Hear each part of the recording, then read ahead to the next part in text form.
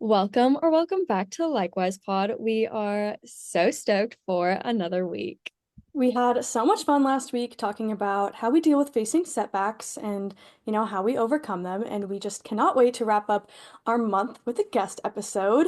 Today, we'll be talking all things progress over perfection and showing up for yourself with Camille. We're so excited to have Camille on, and so I'll just let her introduce herself to you guys however she'd like. Thank you guys so much. I'm so excited to be chatting with you today.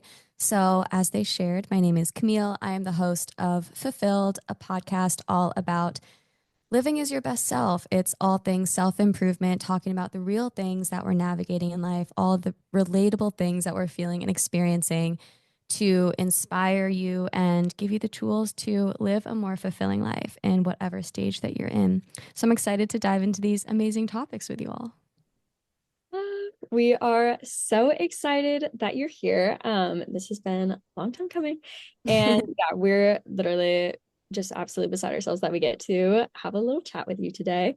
But of course, we start every episode the same way, guest or no guest, and that's with our roses and thorns. So, Sam, do you want to kick us off with those?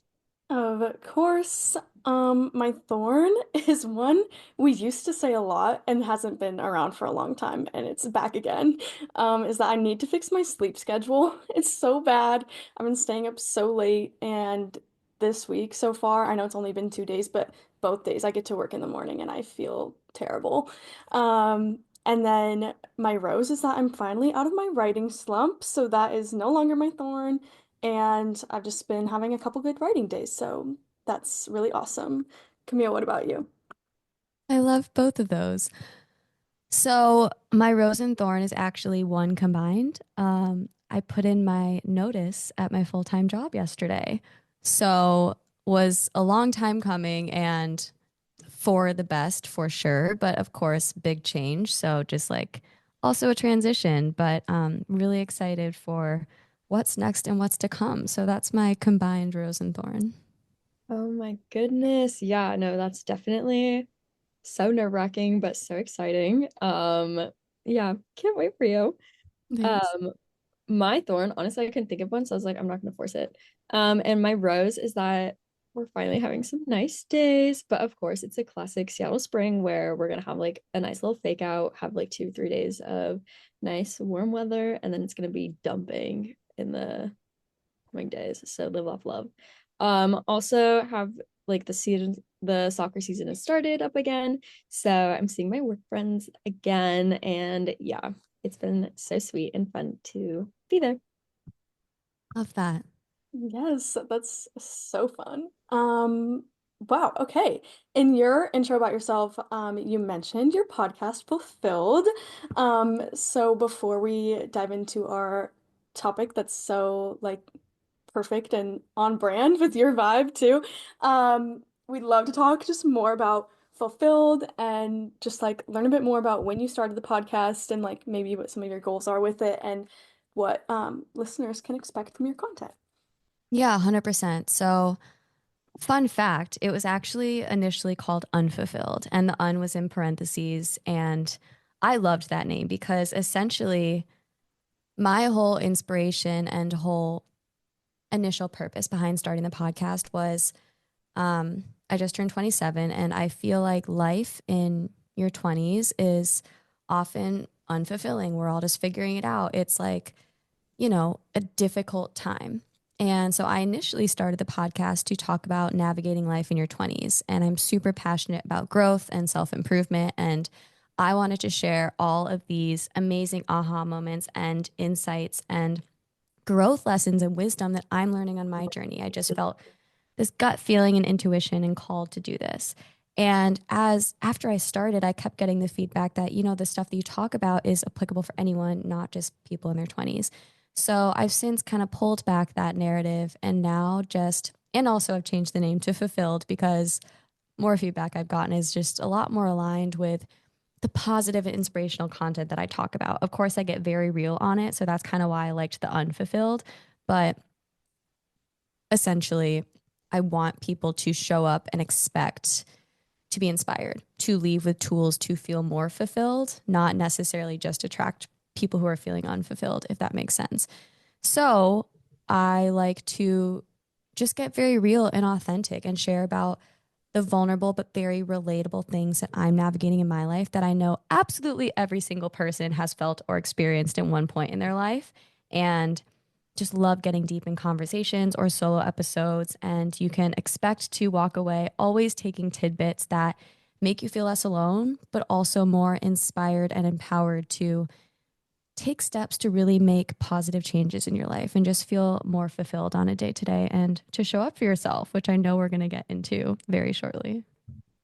Yes. Oh my gosh, that's so sweet. When I saw that you changed the name, I was like, oh my gosh, like I mean, first of all, like I love it. I think Thanks. them are so like they're so good and like so fitting really for the content. And so I was wondering, I was like, why did she change it? So it's so fun being on a podcast and like getting the inside scoop or like not even Inside scoop. Yeah, it's a secret. Can't tell anyone. Just kidding. Secret's out. inside. But yeah, no, I think like definitely just with the name change in and of itself, like was very much showing up for yourself, right? And I think like it's so cool that you felt that it was still authentic to you and still authentic to the mission and like the heart behind Fulfill a Podcast and like just really having that. And so I guess outside of that though, like what does showing up for yourself mean to you? Yeah, so taking a step back, I think the most important thing that you need to do in order to show up for yourself is to get to know yourself and to get to love yourself. Because if you don't take the time to really get to know yourself and figure out what it is that you need and what it is that you want, you're not really going to know the best way to show up for yourself. So I think number one suggestion I have to be able to show up for yourself is you have to get to feel comfortable spending time alone to actually get to know yourself. And we're constantly changing and evolving and growing. And the relationship we have with ourselves is the most important one that we can cultivate ever. And so, honestly, on my growth journey, the most impactful and inspirational moments I've experienced are times when I'm spending in solitude, truly getting to know myself. Because as I've gotten to know myself on this like amazingly deep level, and I continue to get to know myself, I start to uncover how I can show up for myself. I start to become a lot more in tune with my body. I start to uncover these gut feelings and intuitions that are coming up that I maybe used to suppress, and I let them come up. And I understand what my authentic self, who my authentic self actually is, rather than just trying to fit a mold with everyone around me.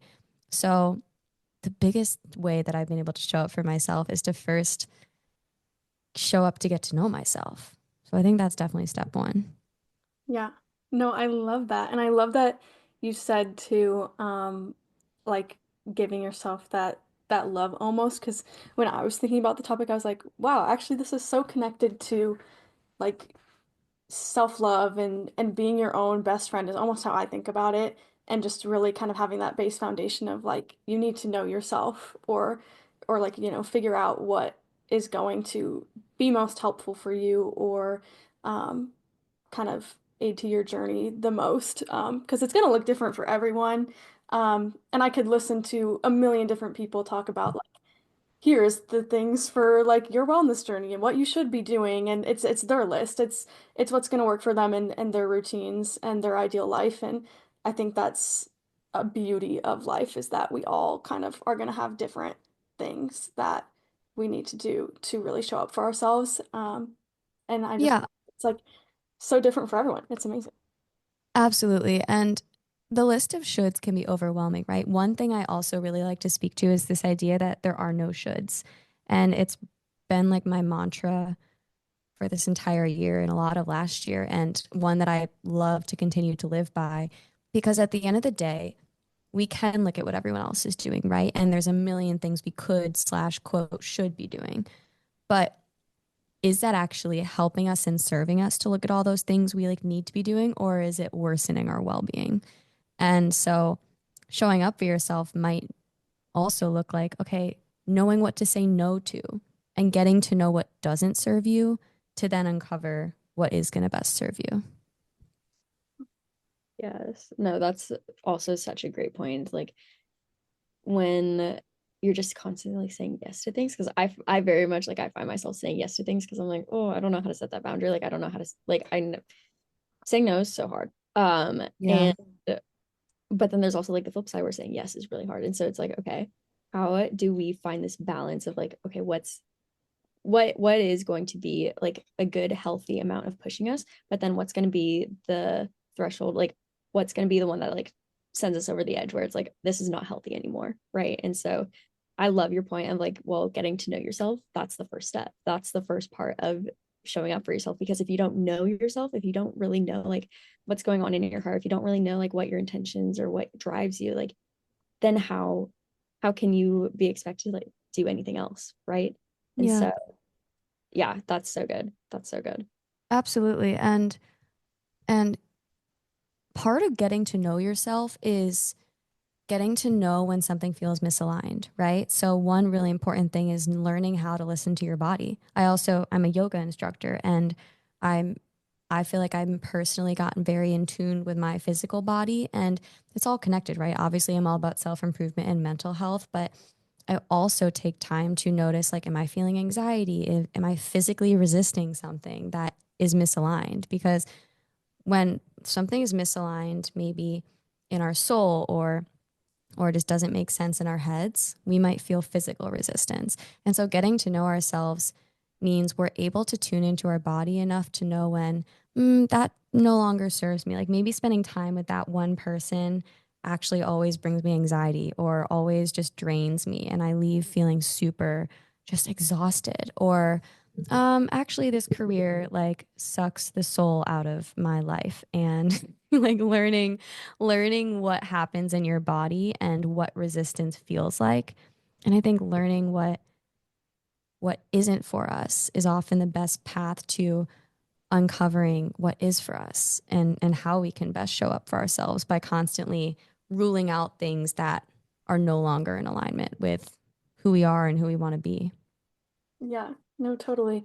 I was just listening to your recent episode talking about kind of, friendships and um I was really like resonating with that and that just reminded me of that just like you can have this like physical resistance to like being around someone or maybe things go on for so long and you realize, you know what? I actually feel really terrible after I surround myself with these people. And Yeah. because I don't like want to be acting this way or like uh contributing to like some of those negative behaviors that I see from them. Um, so that's, yeah, such a good point. Like you can have physical reactions to how you're feeling mentally. And I think when you start to really feel that and draw those connections, it allows so much room to grow and figure out, okay, how can I change the small things or um, to see a difference in my life. But I really think it's beautiful in like post grad years too. Obviously, you start to trail your own path and you're just living your life and finding what's for you and all of a sudden you're maybe distant from the people you went to college with or friends you had your whole life and you're really able to see kind of that different path for yourself that's separate from everyone else. So um, Yeah. And it's learning a big part of post grad, like you just mentioned, is learning how to be independent in our own person, right? Because literally from elementary school, middle school, high school, college, we are in this group. We want to just fit in and be like a part of it. Like we want to be just like everyone else. We don't want to be different because we're insecure and we don't even know who we are. So we just naturally cling to our friends and try to fit that mold. And so then we're thrown into our 20s. And I find one of the most challenging parts is figuring out who I actually am because suddenly I'm realizing like, wait, I feel like my identity was entirely like the people I was spending time with, and I'm not fulfilled by that. And it takes time to get to know yourself. But as you get to know yourself, one of the most beautiful things is you realize, oh, maybe I have grown apart from those people, and maybe that lifestyle no longer serves me. And it's really hard because for so long we've wanted to, as you said, say yes, right? Like it's hard to say no. and we want to make our friends happy. We don't want to ruffle feathers. We don't want like to feel excluded and apart from them. But we have to say no to what doesn't serve us in order to show up for ourselves in a way that does serve us. Like we can't say yes to everyone and everything while also saying yes to ourselves. And I know that you mentioned like a fun quote that I could throw in here about showing up for yourself. And I know I just said it, but I'll say it again. It's we can't say yes to everyone and everything while also saying yes to ourselves. And it means we have to lean into saying no sometimes, as uncomfortable as it may feel. But the awesome thing is like as we further along down this growth journey, we become more confident in who we are and less insecure. And saying no seems less scary, right? Like the more confidence and self assuredness and self worth we feel for ourselves, the less we're going to need to seek that from other people. And for so long, I felt like I sought that from other people, from friends, from my parents. Like I waited for permission. I was always looking for people to make me feel like I was on the right path and doing the right thing. And like, am I, validating who I am? And in the past few years, I've really discovered who I am and practiced giving myself that validation. And that means letting certain friendships go that might have been dragging me down without even realizing it. And it means saying no with confidence sometimes, knowing that we have to say no to say yes and show up for ourselves. Yeah. That was a whole speech. No, I love it. I'm so here for it. Honestly, your voice is so soothing. Like I could listen to you talk for hours and I'd be like, yes, keep Thank going. you. Well, we got hours of podcast content that you can listen to on repeat. Yes. No, we love it. We love it.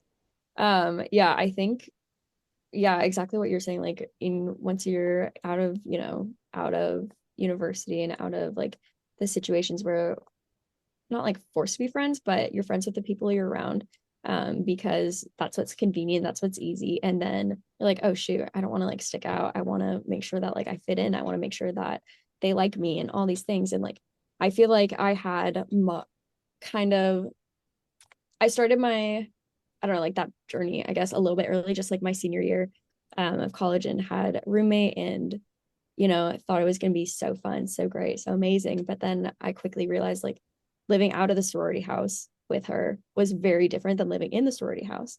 And I was like, we don't share the same values. We don't, um, have like similar schedules. We don't have like these things in common that I thought we did.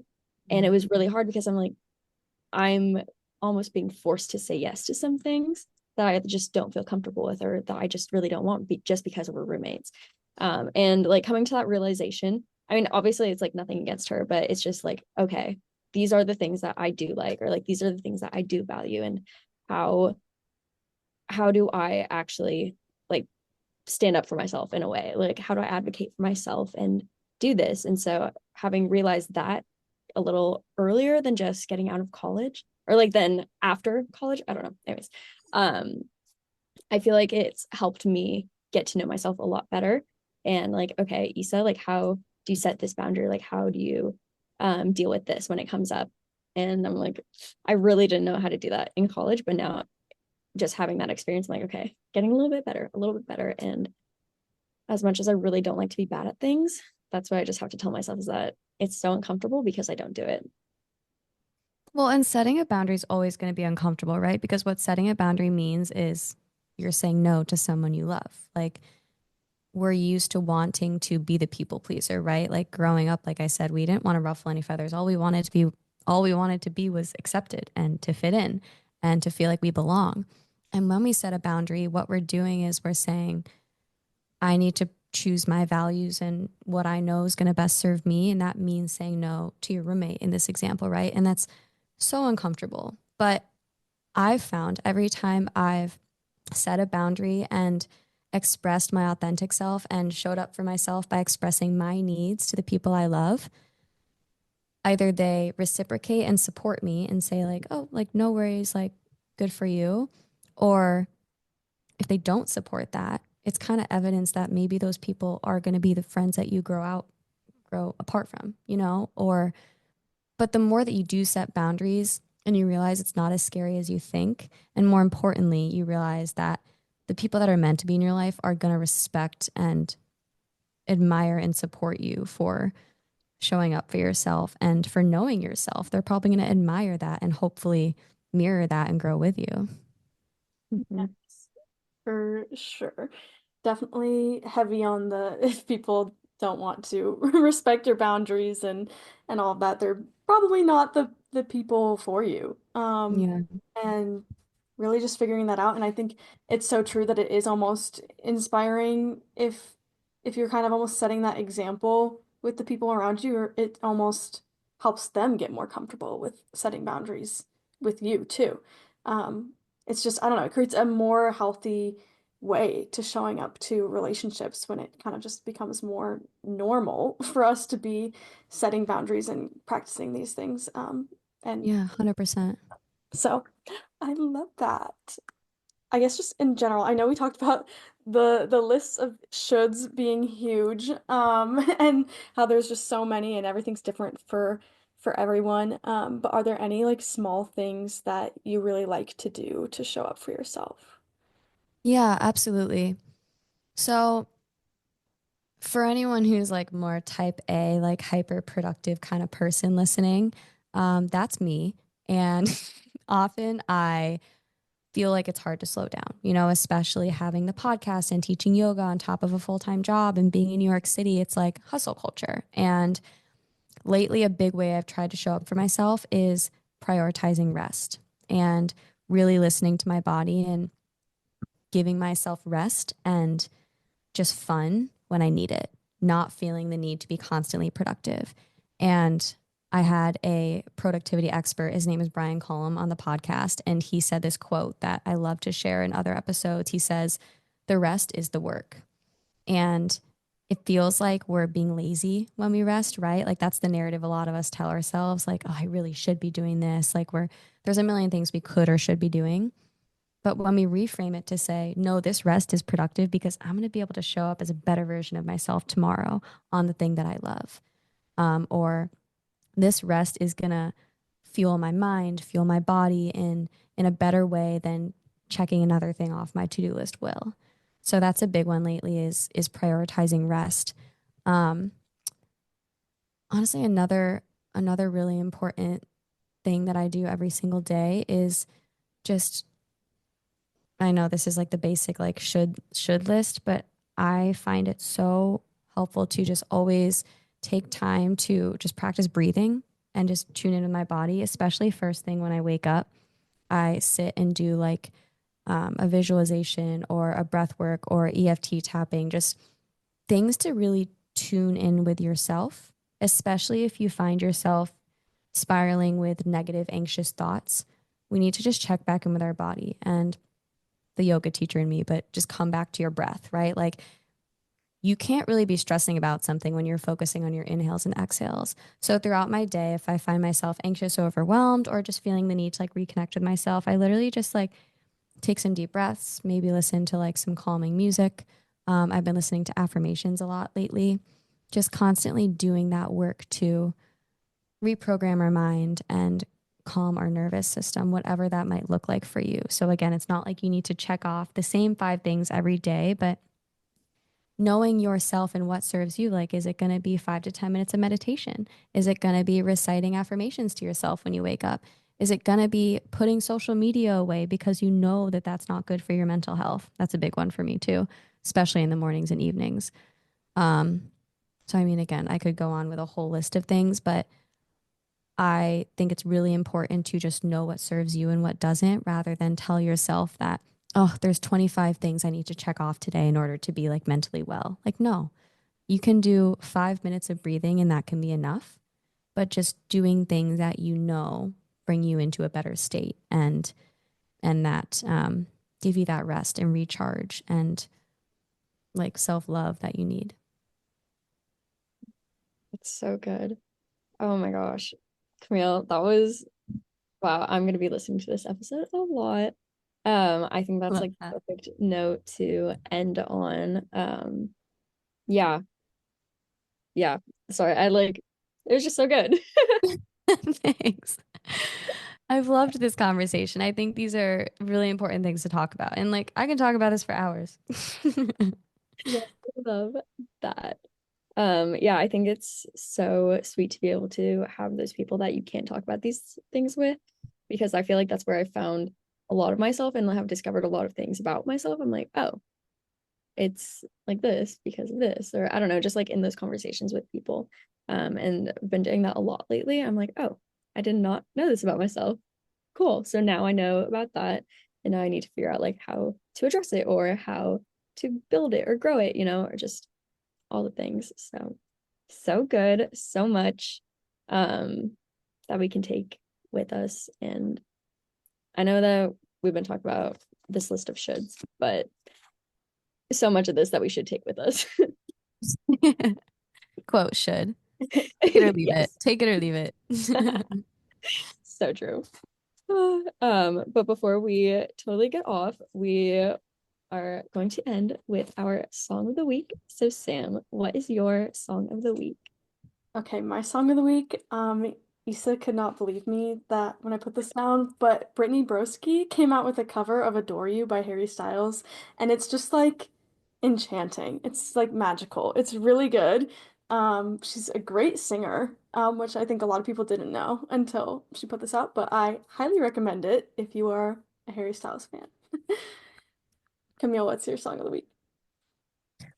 My song of the week, it's one song that's on my yoga playlist. It's called The Mountain Is You by Pura Pena, and I love it.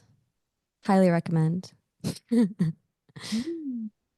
My song of the week, I just found it today and I sent it to Sam immediately. It's Burner Phone by Ben Ellis. It's so fun. Really good. Yeah, I enjoyed it a lot. Well, Yay. yeah, this was such a treat. Camille, thank you so much for spending, I guess, like your evening, my afternoon. Yeah, really, we are so grateful that you made the time for this. Yeah, thank you guys so much for having me on. I've loved everything we talked about. And yeah, if you want to feel fulfilled, listen to Fulfilled. Yes, we will have all of her links below. Um, but yeah, just excited for the future and what is to come. So, Sam and Camille, I hope you both have a really great rest of your day. Thanks. So good chatting with you guys. Thanks again. Thank you.